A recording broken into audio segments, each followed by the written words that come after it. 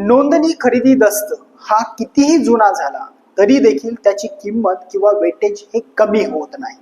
आणि ज्या व्यक्तीने खरेदी घेतलेली आहे एखादी प्रॉपर्टी परंतु त्याचे नाव सातबाऱ्यावर आलेले नाही किंवा लावण्याचे राहून गेलेले असेल आणि ज्या व्यक्तीने जमीन किंवा प्रॉपर्टी विकलेली आहे त्या व्यक्तीचे नाव आजही सातबाऱ्यावर असेल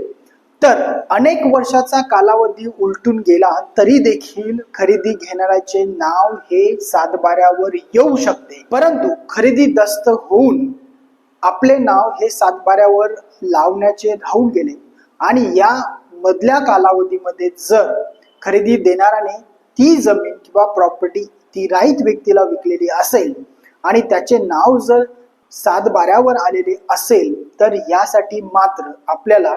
आपला खरेदी दस्त घेऊन दिवाणी न्यायालयामध्ये मालकी हक्क साबित करून घ्यावा लागेल।